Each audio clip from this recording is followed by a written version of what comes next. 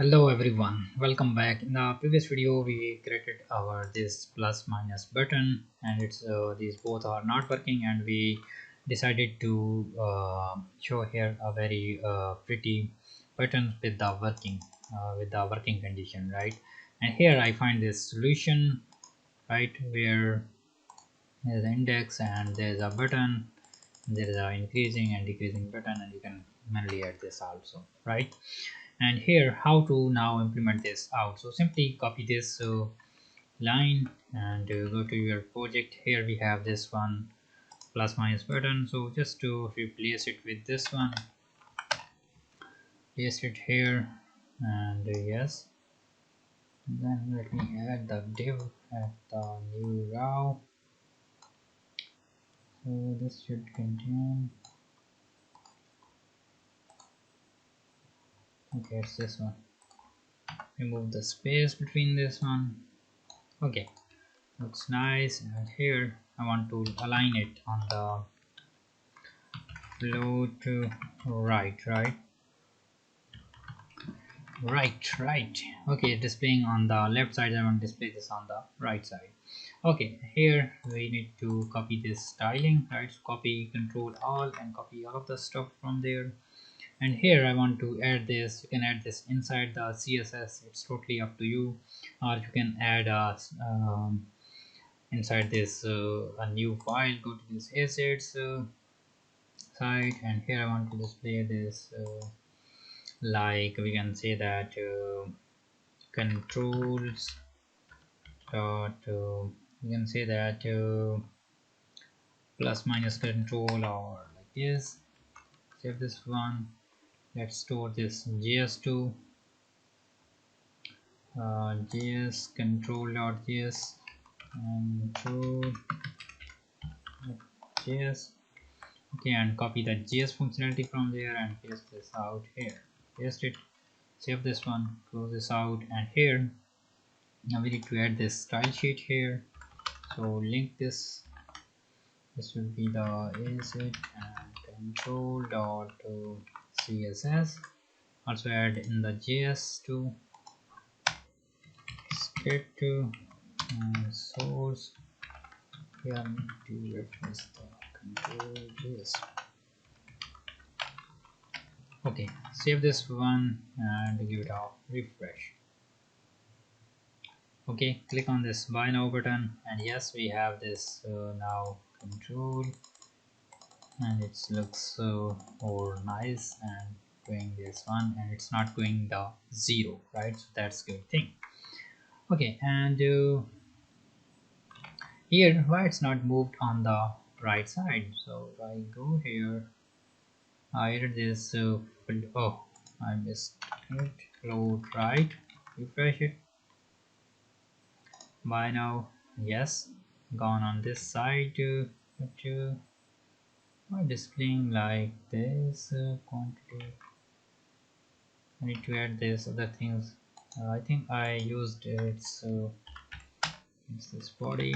Refresh it, click on it, and yes, now it looks more nicer, right?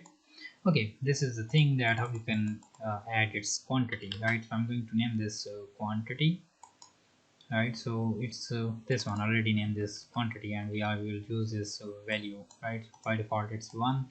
And if I go here and I want to show this how it's reacting in the down, right? If I go and click on this, there is a value of 1, right? So I'm now going to increase this. It still have the 1, right? Change this one, but it's not affecting this. But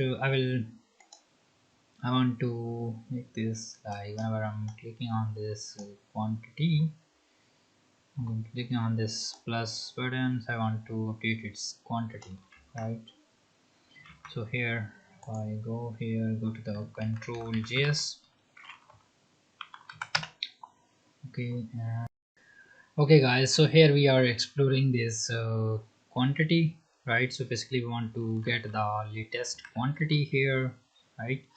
So whenever I want to click on this, so we can get its latest quantity by clicking on plus minus button, right? How to get this quantity here? So let me go here, and here you have event of jQuery on click, which is on plus and minus, and this one is calculating this quantity and storing this into this quantity, right? Quantity, this one is a class, and after this change you can simply get this quantity here. So if I go here and simply add dot qty, this one is a class of this quantity field, right? This one is a class, and this one is a field of this quantity. By default its value is 1, and here I'm going to click on this dot well, and then simply get its value, and let me add this in the console, right? Console.log, paste this out, give it a refresh. Okay, and click on this buy now button, plus 2, yes, 2 value, 3 value. I can click on this minus, still 2, and everything is working fine, right? So if I go ahead and hit this 10 like this and click on this plus button, so it's getting the 11. So it means that it's getting the correct value. Even I'm on this one, so it's getting the correct value, right? And by the way, I will also make this like, if I click on this close button and if I visit someone else or this same one, I want to lose this, I want to make this again 0, again 1 or 0. Okay, not 0, I want to make this 1, right? I don't want to hold this existing value, I want to lose this out. Okay, and here before this, here we have a quantity, and we are checking that we want to display its heading, and then after this heading I want to display the product name, right? So this would be the product name, and then html, and then this would contain the, what's the object data dot it would be, I think, name, product name. Okay, and I go here, visit this product name, go down here, product name, yes. So I also make this 6, it's too high, I want to make this a little bit too small. Click on this buy now, and yes, product name is this one, displaying exactly right we are looking for. And I want to also make this bold, yes, give it a refresh, click on this, and yes, displaying product name is this one. How many items you want to purchase, and here whenever I will click on this purchase now button, so this will be purchased in the user, right? If user isn't logged in, so it will ask the user to log in first and then perform the actions, right? Okay, so here first let me make this work on this close button, right? So if you want to detect the close event in the model, you can simply check that close event and bootstrap model jQuery close event like this. You can search this out, and yes, this one is a populated answer, this one. And if I go here and add this, you can also add this like in the new script, so it's more descriptive way to align everything in the specific script, right? Here I want to display some message console.log model closed, right? And this should be the buy now model, right? So now let's go back, give it a refresh. Buy now, if I will click on this, it will add a close now here, close, yes, model closed, right? Go here on this close, and yes, displaying the close, so it means that it's working correctly, right? And here I want to update the quantity, right? So this one is a class qty dot well,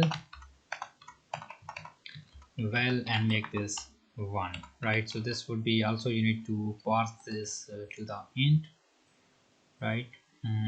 Let me check the exact syntax from here, how they are doing this. Mhm. They are parsing this on the getting of this value, so this wouldn't break anything. If I refresh, click on this buy now, change this quantity, close this one, go here. Yes, quantity is 1, right? So if I go and close this out again, or right click somewhere else, so this will be also this will also throw the close event. So click on this buy now again, yes, still 1, right? So this is a way to close this information, and you can also remove this product to empty the product name, right? So this will this will also override the product name, right? If I go ahead and remove this out, right, if I go and click on this rest watch, and yes, displaying the rest watch, right, it's replacing the existing product name, that's correct. And here now I want to submit this on the server, right? Okay, so here we have model, and we are displaying the model properly.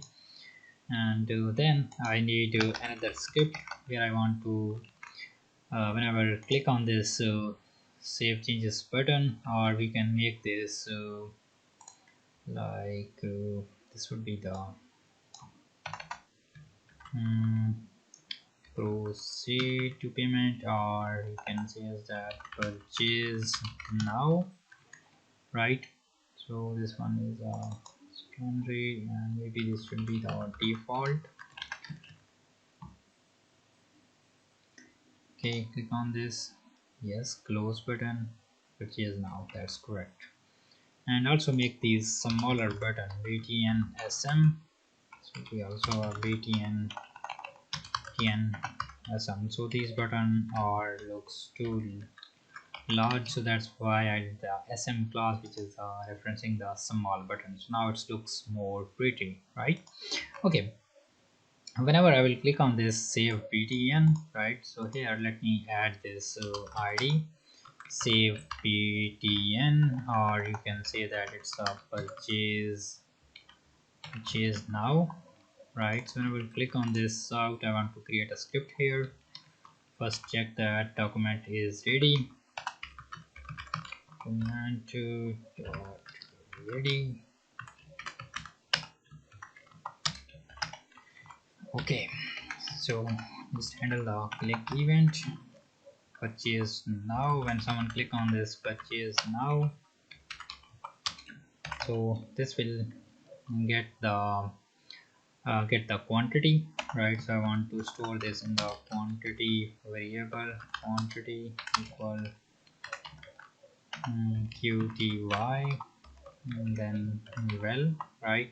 And then I want to put the product name. So what's the name of this product? This should be the product name. And then I want to get this the id.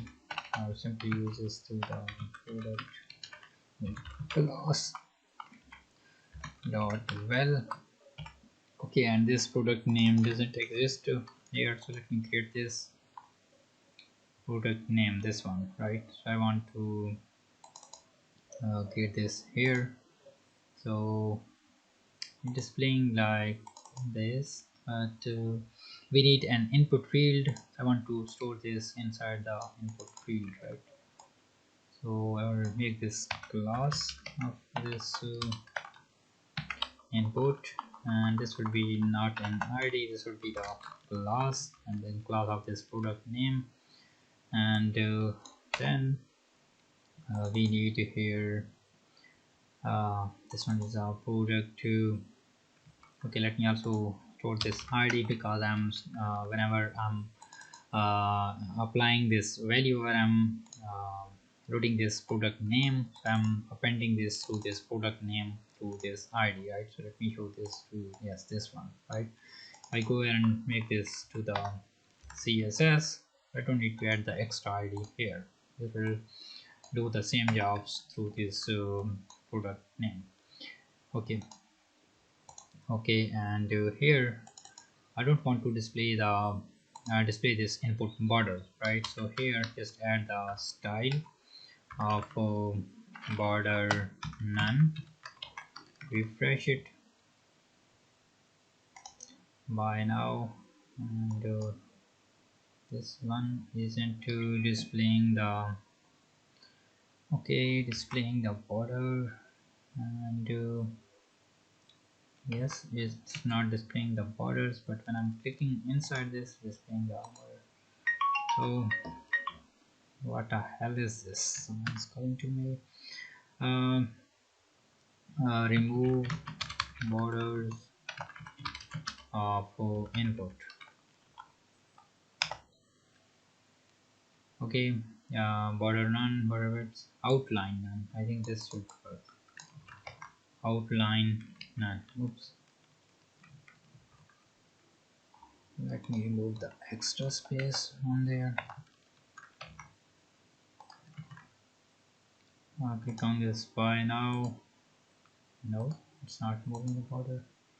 Border none, width none.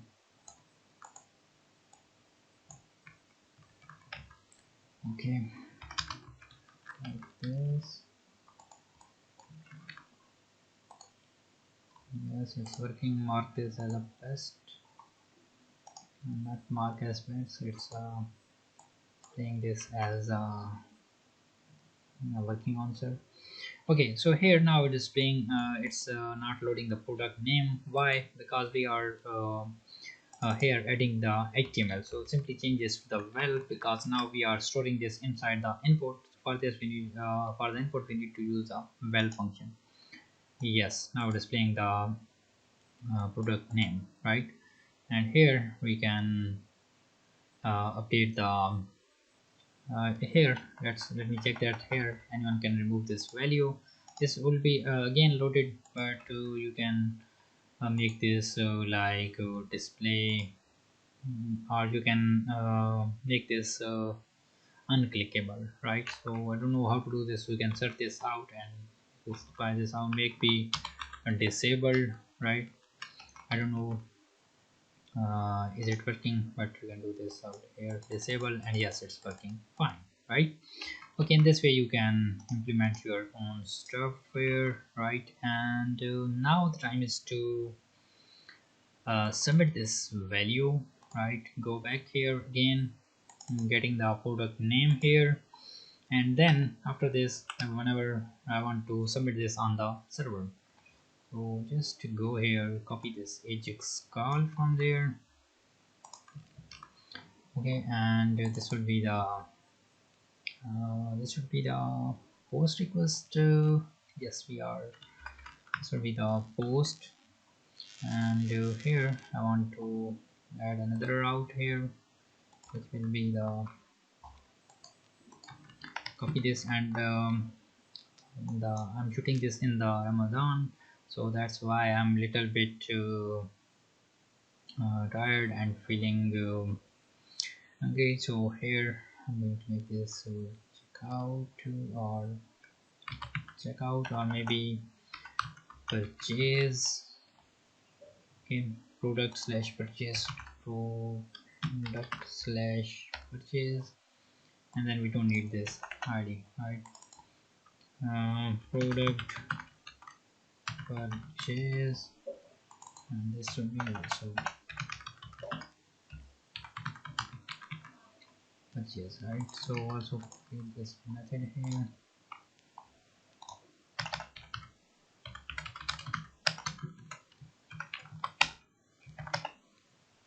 product purchase, and here simply add the request, and delete this request on. Want to print all of the requests which are coming from the form here. Now simply add the URL for the purchase, right? And don't need to append this id here anymore. By now don't need to hide this model whenever we got the success. and then we want to display the message console.log here and data. And for now I want to comment this out, and here I want to display the error here, right? So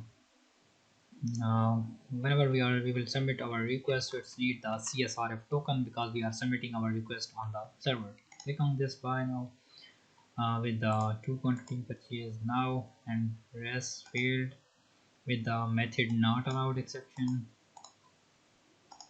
Okay, when post method is not supported, yes, it's correct. If I go here and make this post, right, refresh it, buy now, purchase, yes, 49, so it's throwing due to CSRF token mismatch. Why? Because we have not added the CSRF token inside our request here, here in the Ajax, right? Whenever we are submitting our form through the HTML, so we add the CSRF token, right? So here we are submitting this through the jQuery, so we need to add the token here, or we can add the globally here at the top. jQuery CSRF token, type this, and yes, this one is the correct answer. Go back and you can add this at the top. So here I'm adding this at the top script, and inside the script is like this. So it will basically what it's doing, it's basically checking the name equals CSRF token inside this page, right? So yeah, we are using this page. So now let's go to the top, and here we don't have any CSRF token, so it will still throw the same error. So here we need to add the meta tag, which name would be the CSRF token, and content would be equal this like CSRF token, like this. And let me check that is CSRF token, right? Okay, refresh,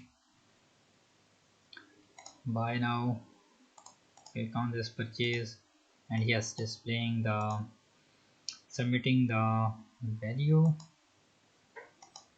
headers product slash purchase, displaying the empty stuff, right? Not we are not sending anything because we are not passing inside the data attribute. So basically here we've got the quantity and product name, right? So I want to pass this to the server, so just pass this through the data property, will be the quantity, and then second will be the product name, right? Product name, and this one is the quantity. And now let's add the comma, refresh it. Okay, click on this buy now, on this we are getting the product quantity and product name, right? So later on we will store this into the database, right? And you did a great job. You are learning a lot of things, that how to assign the points on the registration time, how to create the simple checkout, and then purchase now event. So we'll cover the rest of the things in the next video. And if you like this video, share your feedback in the comment box, that how much you like this series, and also share your likes and comments. Bye bye.